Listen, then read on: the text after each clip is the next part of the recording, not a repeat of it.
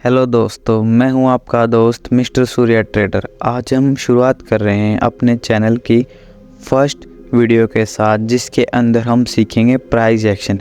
हम price action का use करके कैसे हम ट्रेडिंग कर सकते हैं, कैसे हमें ट्रेडिंग में हेल्प मिल सकती है प्राइस एक्शन की मदद से। प्राइस एक्शन के बेसिस पे इतनी स्ट्रेटजी बनती हैं जिसके साथ हम ट्रेड करके अपनी ट्रेडिंग जर्नी को सुधार सकते हैं या फिर एक अलग ही मोड़ दे सकते हैं प्राइस एक्शन के साथ। प्राइस एक्शन भी मेनली यही काम करता है कि हमारा जो चार्ट पैटर्न है, ये जो हमारी जो कैंडल्स है, ये अप डाउन जो मूवमेंट करती है, ये कैसे करती है मूवमेंट।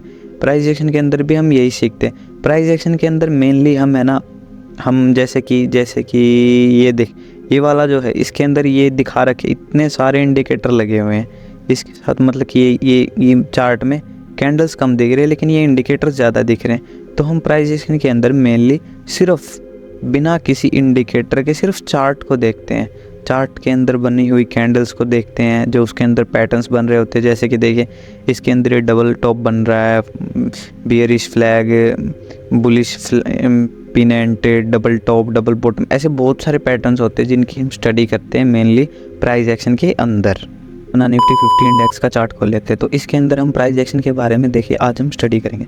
तो प्राइस एक्शन के अंदर मेनली ये माना जाता है कि जो हमारा जो प्राइस है ना, जो यहाँ पर हमें चार्ट पे दिखाई दे रहा है, जो अब जो प्राइस चल रहा होगा, मान लो इस टाइम पे जो प्राइस चल रहा होगा, तो जो प्राइस चल रहा होगा ना, यही सब कुछ, इसके अलावा और कुछ नहीं। अगर मान लो किसी ने ज़्यादा क्वांटिटीज़ खरीदी होंगी, ज़्यादा बाइंग आ रही होगी, तो हमें चार्ट पे दिखाई दे रहा है। जैसे कि अगर हमें इस एरिया को देखें, इस एरिया में देखें, तो हमें दिखाई दे रहा है कि यहाँ पर बाइंग आई है। यहाँ पर देख सकते हैं यहाँ पर कितनी शार्प सेलिंग आई है। तो हमें ये सब कुछ चार्ट पे दिखाई दे जाता है। तो इसीलिए कहते हैं कि प्राइस ही सब कुछ है, प्राइस के ऊपर ही डिपेंड करेगा।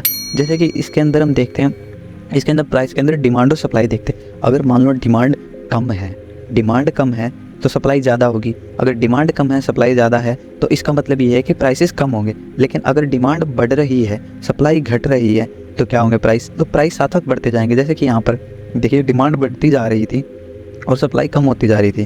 डिमांड बढ़ती, सप्लाई कम होती जा रही, तो उसकी वजह से प्राइस बढ़ते जा रहे थे। लेकिन इस पॉइंट पर जाकर, यहाँ पर जाकर, इस एरिया पे जाकर, इस पे जहाँ पर ये जो कैंडलस्टिक पैटर्न बना, जिसे हम पिन बार कैंडल कहते हैं, ये बनी, इस एरिया पर जाकर जो हमारी डिमांड थी ना, वो कम हो गई और हमारी जो सप्लाई थी ना, वो बढ़ गई। तो सप्लाई बढ़ी, सप्लाई बढ़ने के साथ साथ प्राइस नीचे फॉल होने शुरू किए, क्योंकि हमारी डिमांड कम होती जा रही थी। जैसे जैसे डिमांड कम होती, वैसे वैसे प्राइस नीचे आने लग जाते। तो यहाँ पर हमारे प्राइसेस फॉल कर गए।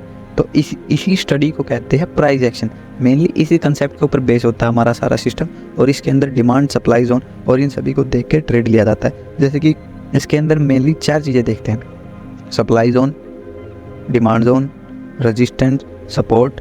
प्राइस एक्शन के अंदर ट्रेंड देखा जाता है, और ट्रेंड के साथ साथ मार्केट स्ट्रक्चर, मार्केट कहाँ जा रहा है, कहाँ जाएगा, कहाँ तक जा सकता है, ये सब कुछ चेक किया जाता है। और कैंडलस्टिक और चार्ट पैटर्न्स, मेनली ये 4-5 चीज़ें जिनको स्टडी किया जाता है। इसे ही कहते हैं हम स्टॉक मार्केट के अंदर प्राइस एक्शन की ट्रेडिंग। प्राइस एक्शन के अंदर ना 4 मेन प्रिंसिपल होते हैं। पहला प्रिंसिपल हमारा ये है, जिसके अंदर हम सपोर्ट एंड रेजिस्टेंस को ट्रेड करते हैं। सपोर्ट एंड रेजिस्टेंस, जो हमारे सपोर्ट एंड रेजिस्टेंस होते हैं, वो मेन होते हैं स्टॉक मार्केट के अंदर, उनको हम ट्रेड करते हैं। दूसरे नंबर पर आते हैं हमारे कैंडलस्टिक और हमारे चार्ट पैटर्न्स। ये इसके अंदर हमें कैंडलस्टिक दिखाई दे रहे हैं, कैंडलस्टिक और हमारे चार्ट पैटर्न्स इसके अंदर बनते हैं। यहाँ पर ये कैंडलस्टिक से, यहाँ पर भी कैंडलस्टिक से, ये मेन होते हैं। इनके द्वारा, इनको देखकर हम स्टडी करते हैं। और तीसरा पॉइंट आता है हमारा ट्रेंड्स का। यहाँ पर ये डाउन ट्रेंड बन रहा है, यहाँ पर ये जाकर अप ट्रेंड बन रहा है, फिर उसके बाद यहाँ पर मार्केट साइडवेज हो जा रहा है, ये होता है। चौथे नंबर पे जो हमारा चौथा प्रिंसिपल होता है, उसे हम कहते हैं मार्केट रिएक्शन, की मार्केट कैसे रिएक्ट करता है। जैसे कि यहाँ पर शार्प सेलिंग आई, उसके बाद फिर एक अप कैंडल बनी, लेकिन फिर वहाँ पर फिर उसके बाद डाउन जाना चाहिए। यहाँ पर जैसे शार्प सेलिंग आई, सेलिंग आने के बाद एक बाइंग आई, उसके बाद यहाँ तक ऊपर तक मार्केट को लेके जाएगा, लेकिन फिर सेलिंग करके नीचे ले आएगा। लेकिन फिर मार्केट ने ऊपर जाने की कोशिश की, लेकिन नहीं जा पाया, और उसके बाद फिर एक डाउन मूव दिया, और इतना यहाँ से नीचे गिरता यहाँ तक आ गया। फिर उसके बाद फिर अप किया। ये मार्केट का रिएक्शन है। और उसके बाद हमारा जो 5वां पॉइंट होता है मार्केट का स्ट्रक्चर, मार्केट कैसे परफॉर्म करता है। जैसे कि यहाँ पर मार्केट ने डबल टॉप बनाया, फिर उसके बाद यहाँ पर कंसोलिडेशन किया, जैसे कंसोलिडेशन पीरियड कहते हैं। फिर उसके बाद मार्केट ने यहाँ से ब्रेक डाउन देकर और ऊपर गया, फिर यहाँ पर जाके उसने बुलिश पिनेंट बनाया, उसके बाद फिर जाके डबल टॉप किया, फिर उसके बाद नीचे आया, फिर बियरिश फ्लैग बनाया, फिर उसके बाद यहाँ पर हेड एंड शोल्डर बना के फिर यहाँ पर ऊपर ब्रेकआउट देके फिर ऊपर चला गया, फिर ब्रेक एंड रजिस्ट करके यहाँ पर मार्केट ने रुक कर फिर रजिस्ट करके फिर वापस ऊपर गया मार्केट, यहाँ पर इसको ब्रेक किया, फिर रजिस्ट यहाँ पर सपोर्ट लिया, फिर उसके बाद फिर ऊपर जाके फिर बुलिश पिन एंड बना के फिर उसको फिर मार्केट ने ब्रेक कर दिया। और यही 5 मार्केट के प्रिंसिपल होते हैं जिसको जो प्राइस एक्शन के अंदर हम देखते हैं, जैसे support, resistance, candlesticks and chart patterns, market reactions and market price action के अंदर हम रियल टाइम में प्राइस की स्टडी करते हैं। जैसे कि अगर देखिए यहाँ पर हमारा जो रेजिस्टेंस बन रहा था और ऊपर जाकर हमारा ये नीचे ये हमारा सपोर्ट बन रहा था और ऊपर हमारा रेजिस्टेंस बन रहा था, तो अगर मार्केट इन लेवल को तोड़ नहीं पाएगा तो नीचे नहीं जा पाएगा। तो इन्हीं के हम टूटने का वेट करते हैं। जैसे कि हमारा यहाँ पर मार्केट कंसोलिडेशन कर रहा था, जो हमारी रेंज है इसके अंदर मार्केट घूम रहा था, कंसोलिडेट कर रहा था, तो हमें यहाँ पर दिखा कि यहाँ पर तो मार्केट कंसोलिडेशन कर रहा है, लेकिन यहाँ पर है ना मार्केट में स्ट्रेंथ मिलती हुई दिख रही थी। यहाँ पर इनडिसीजन कैंडल आने के बाद मार्केट में स्ट्रेंथ दिख रही थी, तो मार्केट में स्ट्रेंथ दिखने के साथ साथ यहाँ पर एंट्री बनाई गई और इसको मार्केट को ऊपर ले जाएगा। तो जैसे ही मार्केट ने इसको तोड़ा, ब्रेक किया, तो कंफर्म हो गया था मार्केट भी अब जाने वाला है। तो यहाँ पर इसके अंदर इस पॉइंट पर यहाँ पर तो स्मॉल क्वांटिटी के साथ ट्रेड किया गया था, लेकिन जैसे ही मार्केट ने यहाँ पर ये वाली ट्रेड है यहाँ ट्रेड की जा रही थी, तो इस लेवल पर इसमें क्वांटिटी और ऐड की गई थी, क्योंकि पता लग रहा था साफ साफ कि मार्केट ने स्ट्रक्चर ब्रेक करने वाला है और यहाँ पर इसके अंदर ज़्यादा एंट्री बन सकती है। और यहाँ इसके अंदर क्वांटिटी ऐड की गई और यहाँ पर ट्रेड किया गया। जैसे ही ये ब्रेक हुआ, यहाँ पर स्मॉल क्वांटिटी के साथ ट्रेड की, लेकिन यहाँ पर इसमें क्वांटिटी बढ़ाकर ट्रेड की है और जब तक ये चलता रहा तब तक। फिर उसके बाद यहाँ पर जो पिन बार जो कैंडल मिली, इसके बाद मार्केट यहाँ से बाइंग के लिए जो हमने बाइंग की थी वहाँ से हम एग्जिट कर लिया। फिर उसके बाद हम अपनी सेलिंग के लिए अपॉर्चुनिटीज़ देखने लगे। सेलिंग के लिए हम यहाँ पर अपॉर्चुनिटीज़ देख ही रहे थे। यहाँ पर देखते देखते हमें ये मिल गई, ये जो कैंडल मिली, जैसे ही इसका लो ब्रेक हुआ वैसे ही हमने इसके अंदर भी एंट्री बना ली। हमने इसका लो ब्रेक होने का वेट किया, इसके हाई का स्टॉप लॉस लगा के हमने यहाँ पर भी ट्रेड बनाया और हमारा स्टॉप लॉस इसमें भी हिट नहीं और उसमें भी हिट नहीं और हमें हमारे टारगेट्स मिल गए। यहाँ पर जो स्टॉप लॉस था हमारा प्रीवियस स्विंग का था, इसके अंदर भी हमारा स्टॉप लॉस प्रीवियस स्विंग या फिर जो हमारी जो पिन बार कैंडल थी उसके हाई का स्टॉप लॉस था। और यहाँ से भी हमें एक अच्छी मूव, एक अच्छी रैली मिली इसके अंदर, निफ्टी के अंदर हमें अपने टारगेट्स मिल गए। जो हमारा यहाँ जो सपोर्ट था इसने बहुत अच्छा एक्ट किया। जो हमने यहाँ पर जो सपोर्ट बनाया था, जो हम बता रहे थे आपको कि जो प्रीवियस डेज के हाई और लो होते हैं ना, वो भी हमारे लिए सपोर्ट एंड रेजिस्टेंस का एक्ट करते हैं। जैसे कि यहाँ पर जो इसका रेजिस्टेंस था हमारा, जो आज की जो मॉर्निंग जो जहाँ पर हमारा मार्केट ओपन हुआ था, वो भी हमारे लिए एक सपोर्ट का काम कर रहा था, जहाँ से हमारी मार्केट ने अप ट्रेंड लिया। तो ये भी हमारे लिए सपोर्ट का काम कर रहा था। और यहाँ से देख सकते हैं आप, यहाँ से मार्केट ने बैक किया है, ये नहीं कि यहाँ से मार्केट तोड़ के निकल गया, बैक यहाँ पर सपोर्ट लिया, सपोर्ट लेके फिर ऊपर गया और फिर उसके बाद मार्केट कंटिन्यूस ऊपर ही जाता गया, लेकिन फिर इसको ब्रेक करके फिर नीचे आ गया।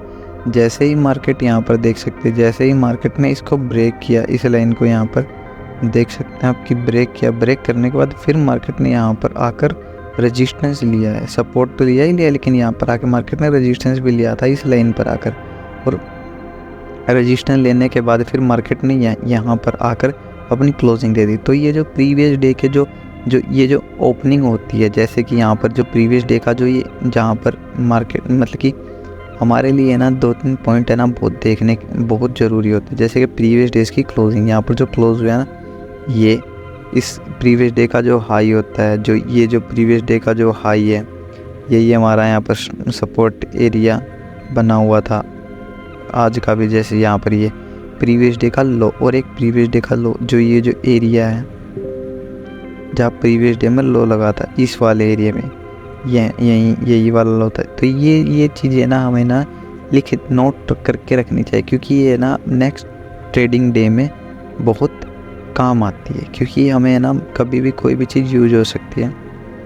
इसलिए तो हमारे जो मार्क किए थे, हमने यहाँ पर जो जोन मार्क किया था वो हमारा यहाँ पर भी रेजिस्टेंस कर रहा है, यहाँ पर भी रेजिस्टेंस दे रहा है, और इसी के अंदर दोबारा जो जोन बना वो भी इसी के अंदर बना है।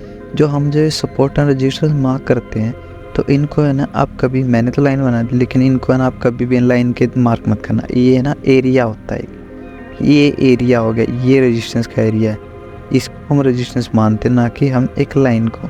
तो ये जो एरिया है इसको रेजिस्टेंस माना जाता है, लाइन को नहीं। अगर मैं यहाँ पर इसको रेजिस्टेंस बना दूँ, ये बन गया रेजिस्टेंस, और ये रेजिस्टेंस होता है, ना कि वो लाइन नहीं। तो आगे से ध्यान रखें, कभी भी आप सपोर्ट एंड रेजिस्टेंस बनाओ तो उसको लाइनी मत ना बनाकर बॉक्स बनाएंगे तो अच्छा रहता है। जैसे कि अगर यहाँ पर देखा जाए तो हमने जो बॉक्स बनाया ये हमारा बहुत अच्छा सपोर्ट एंड रेजिस्टेंस का वर्क किया था। तो ऐसे ही हम तो थोड़ा सा चार्ट अच्छा दिखे इसलिए लाइन बना रहे हैं, लेकिन जैसे जैसे आपको धीरे धीरे आदत हो जाएगी ना, वैसे वैसे फिर आप बना बॉक्स बनाओ या लाइन बनाओ, आप सब समझने लग जाओ। लेकिन जैसे जैसे अभी तक, जब तक आपको थोड़ा सा टाइम नहीं हो जाता सीखते सीखते, आप इसको बॉक्स ही बनाएं तो आपके लिए अच्छा रहेगा। यहाँ पर अगर हम देखें तो लोग, पता है कुछ लोग आपको ये दिखाते हैं कि हमें इतना प्रॉफिट हो। आप प्रॉफिट के पीछे मत भागो, आप पॉइंट के पीछे भागो। पैसा तो आप जितना डालोगे उतने आपको मिलते रहेंगे। तो यहाँ पर अगर हम इस वाले मूव को देखें तो हम यहाँ पर है ना लगभग 136, मैंने तो नीचे एंट्री की थी लेकिन यहाँ पर भी लगाएं तो 130 अप्रोक्सीमेट 130 पॉइंट्स हमें मिले हैं। अगर मैंने यहाँ पर एंट्री की थी, मैंने अपनी एंट्री बनाई थी इस पॉइंट पर कि मुझे लग रहा था कि मार्केट में बाइंग आएगी, इसलिए मैंने यहाँ पर इस पॉइंट पर एंट्री बनाई थी। मुझे लगभग 150 पॉइंट्स मिले हैं, लेकिन 130 भी बहुत होते हैं। और उसके बाद ये जो दूसरे वाला है इसको अगर चेक करें तो मान लो यहाँ पर इसके लो ब्रेक होने के बाद एंट्री बनाएगी, और अगर आप यहाँ तक रुके होंगे ट्रेड के अंदर तो यहाँ भी आपको लगभग 200 पॉइंट के आसपास का मूव मिला है, क्योंकि यहाँ पर 250 दिखा रहा है। तो लगभग आपने 200-250 पॉइंट तो 150-200 पॉइंट तो ज़रूर लिए ही होंगे अगर यहाँ पर आपने ट्रेड किया हुआ। तो अगर इस एक पिन बार के ऊपर भी आप, या फिर शूटिंग कैंडल के ऊपर आप ट्रेड करते तो आप देख सकते कि 150 से 200 पॉइंट आप बना सकते थे। पॉइंट्स मैटर करते हैं, कितना पैसा बनाया वो मैटर नहीं करता। ये जो पॉइंट्स मिलते हैं ना हमें, ये जो हमने इतने पॉइंट बनाए, पैसा आप जितना डालोगे ना उतने आपको पॉइंट्स, उतने आपको पैसे मिल जाएंगे। लेकिन जो पॉइंट्स कैच करने होते हैं ना वो मेन चीज़ होती है। तो इसके अंदर हम अपना सपोर्ट एंड रेजिस्टेंस को मेनली मानकर ट्रेड करते हैं। ये क्लोजिंग है प्रीवियस डे की जो हमें दिखाई दे रही है यहाँ पर, यहाँ पर मार्केट सपोर्ट एंड रेजिस्टेंस ज़रूर लेगा इस पॉइंट पर आकर।